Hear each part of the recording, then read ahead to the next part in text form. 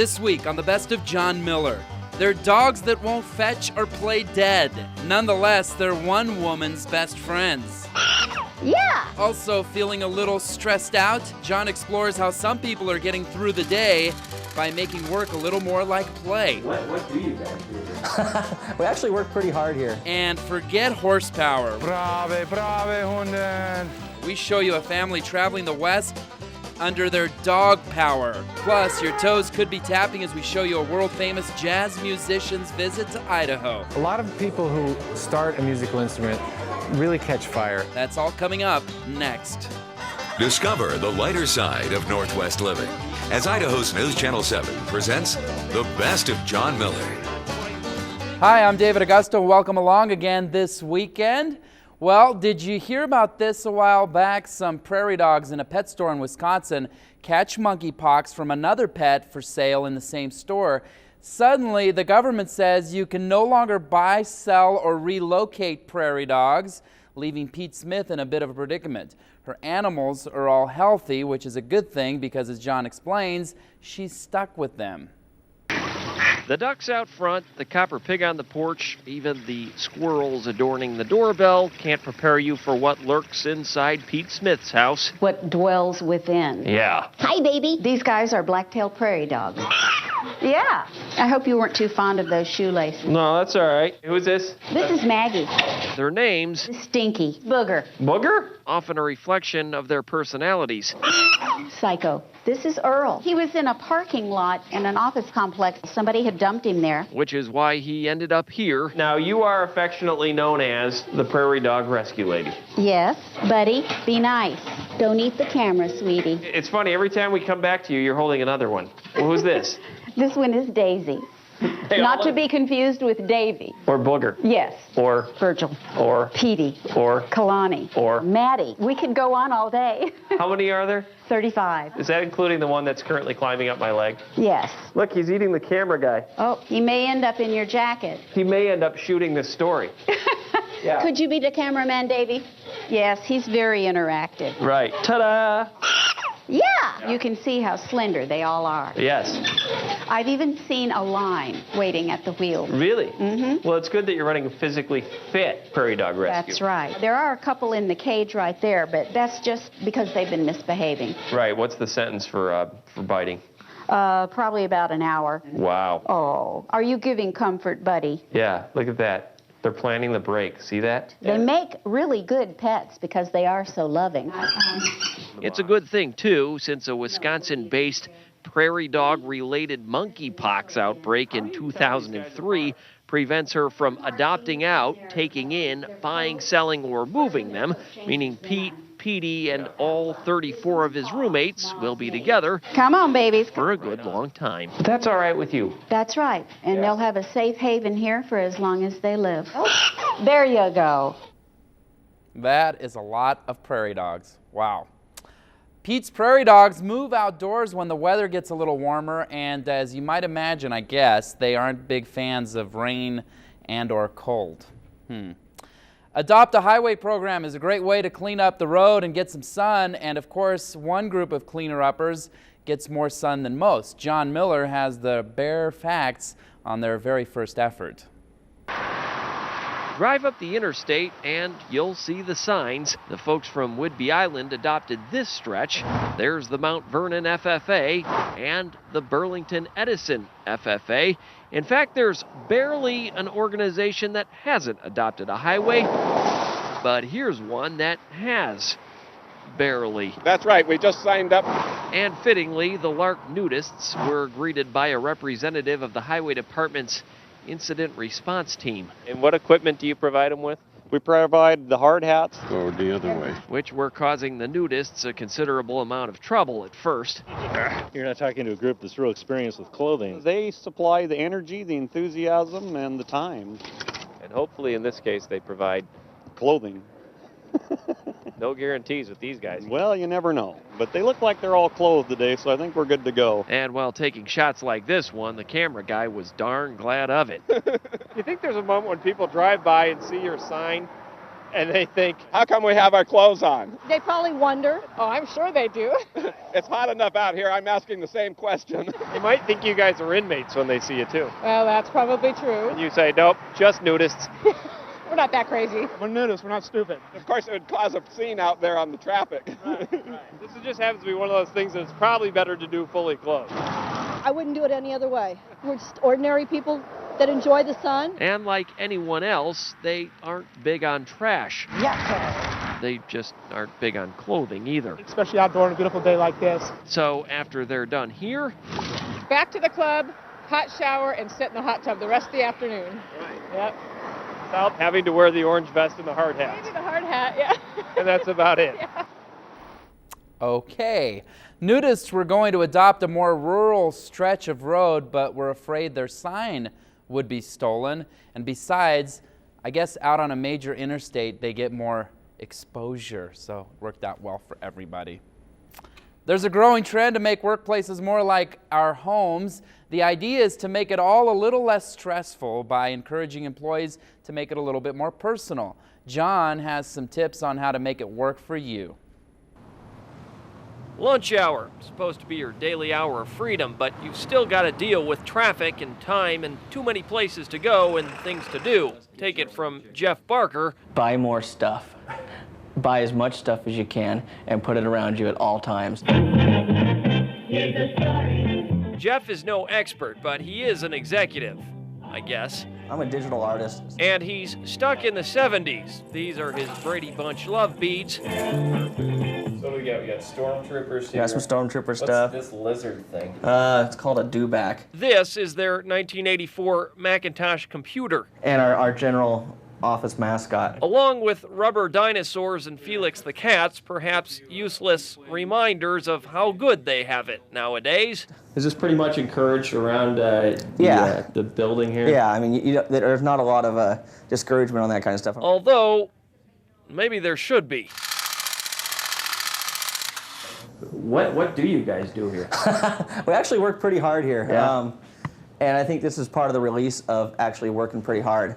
And so we've got to get things done, and we're in a deadline-driven business. Which reminds me of a place I know. So like, I'm back in the newsroom, it's like all cramped and stuff. I mean, I've got Charlie the chicken and Ernie the rubber crayfish. Yeah. And pictures and everything. Is that part of the idea there? I think it's definitely part of the idea. I mean, you got to have personal touches around you in order to make you sane during the day.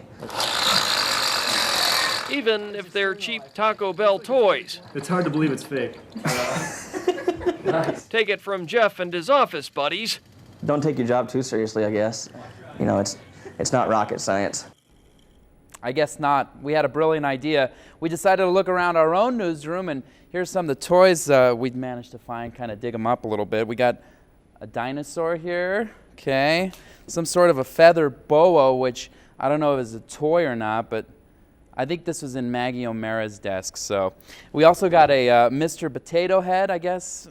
Not really a Mr. Potato Head, but some sort of a Spuddy Buddy. We got a dolphin, or actually a shark. Okay, and looks like a Finding Nemo character and some sort of a transformer.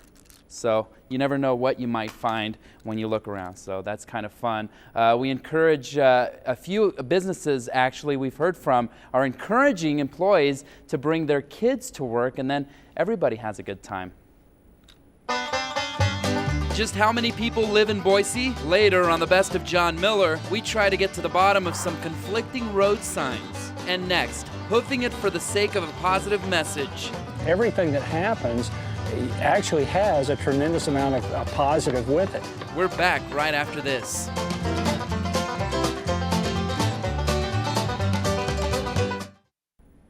Welcome back, everyone. Think there's too much negative news these days? So does Alan Gay. That's why he's hoping you'll turn your radio dial to KPOS. But first, he's going to have to turn his all positive, all the time radio station into reality.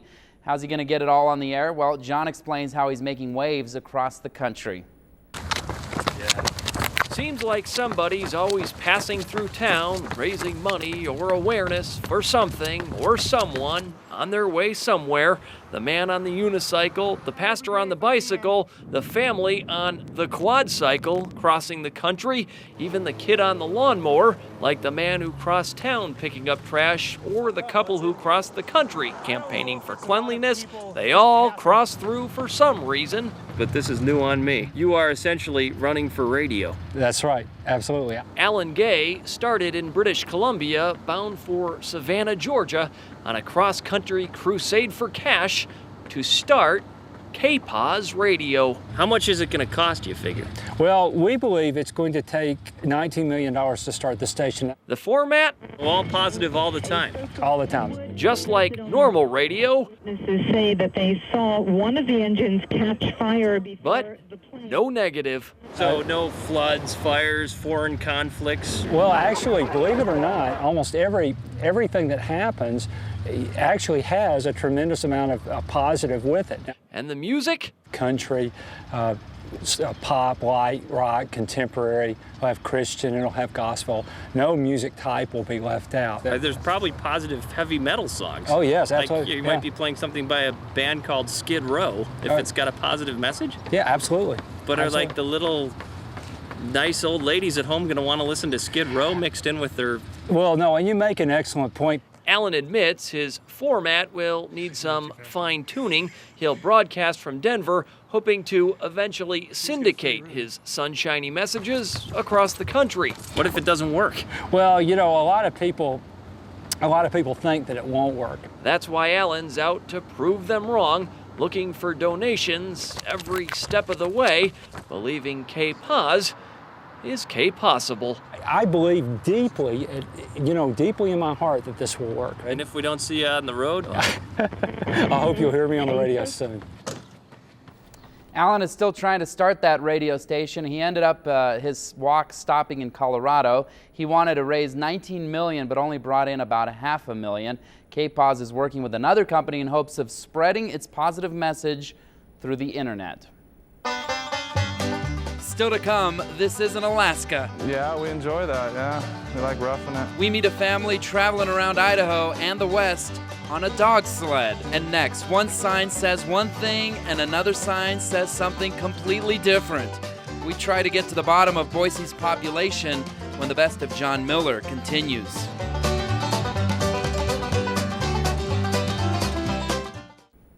Welcome back. The 2000 census numbers show Boise's population is skyrocketing, but the writing on the wall, or in this case, the sign, isn't so clear. In fact, John noticed, depending on which way you travel, the numbers don't always add up.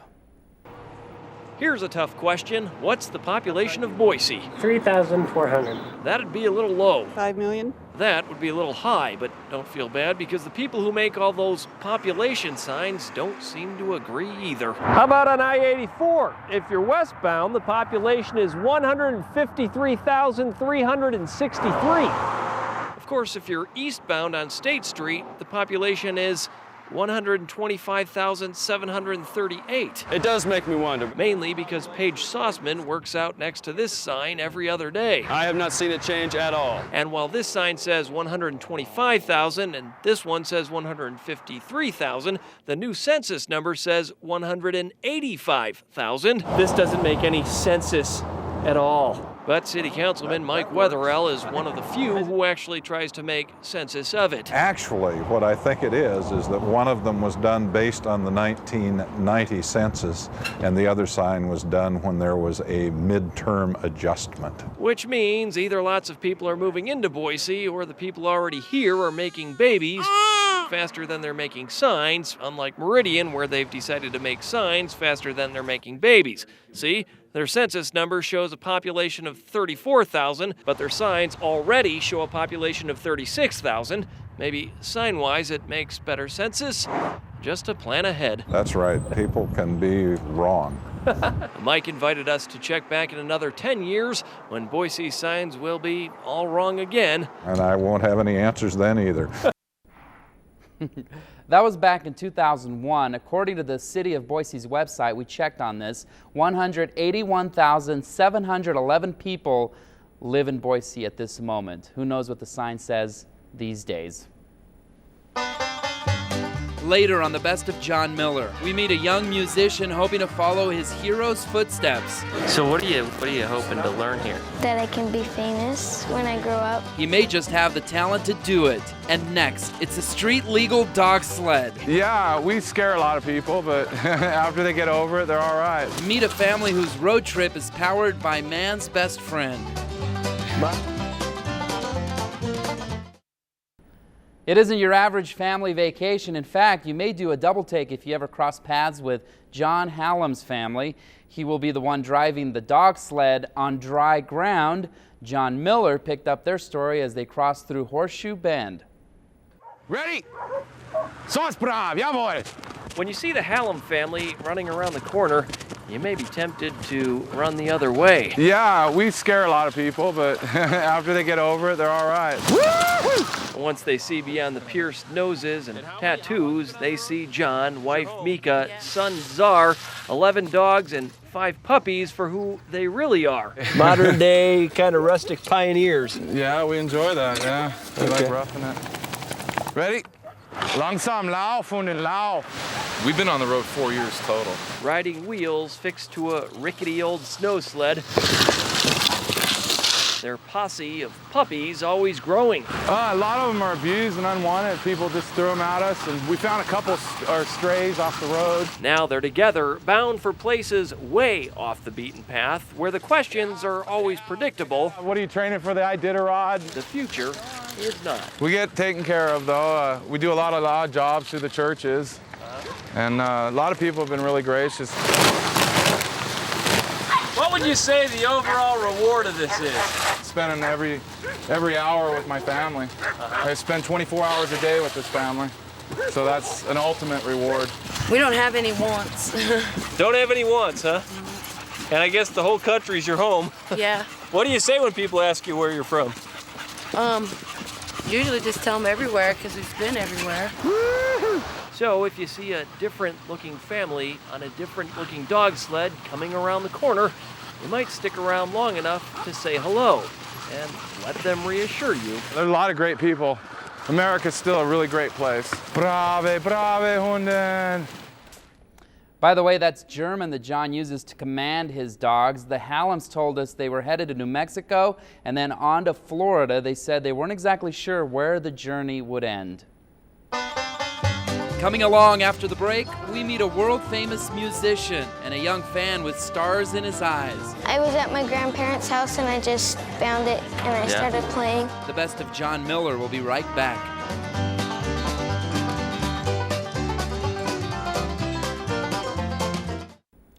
Now we have a treat for your ears. It comes from one of the world's great jazz trumpeters who played in Boise back in 2000.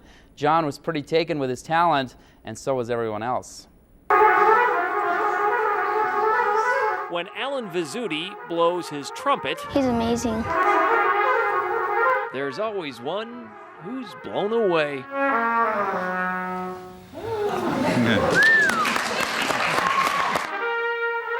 Right now, Alan steals the spotlight, while 10-year-old Kellen Blackman waits in the shadows. So what are you hoping to learn here? That I can be famous when I grow up. Never mind that for the moment, his trumpet is half as tall as he is. It's Kellen's very first musical experience. That's music to the master's ears. Why? Because I was at my grandparents' house and I just found it and I started playing. Really? And I really liked it. They're starting young and they're working hard, and a lot of people who start a musical instrument really catch fire. And occasionally earn the chance to play with their personal heroes. Yeah. And that enables them to have the perseverance to work at it. You see, while some kids dream of pitching for the Dodgers, Kellen's got his own game plan. Well, I want to be in the Chicago Symphony. That's why, while the rest of the crowd is simply taking in a summer concert, 10-year-old Kellen Blackman will be taking in much more, quietly making note of Alan's notes and waiting. And it doesn't matter what he does with his music as long as he just keeps it going. You're gonna be a mean trumpet player someday. I hope to be. Wow, we'll keep our eye on Kellen. Well, John's been saving this one for a rainy day, which, by the way, is all he had to work with. So here now are the soggy details. Ready? Yep. We're doing a story on umbrellas. A story about umbrellas? Yeah. Kind of a stretch. It's pretty thin. We're having a little trouble finding direction in this story. Can you help us out? Sorry. I'm not very inspired today. Well, neither are we. That's why we're doing a story on umbrellas. I think it's a good day to do a story on umbrellas. Yeah, it's like shooting fish in a barrel today. Well, yeah, it's pretty easy. Almost everybody's got one downtown. I mean, just looking around, we came to the conclusion today that they look pretty dumb. Well, you look dumber without one. Okay, so how's the blanket working? The blanket is working very well. This is the newspaper, look. It's much cheaper, isn't it? It is. We're looking for any deep-rooted philosophies on the average umbrella. Do you have any for us?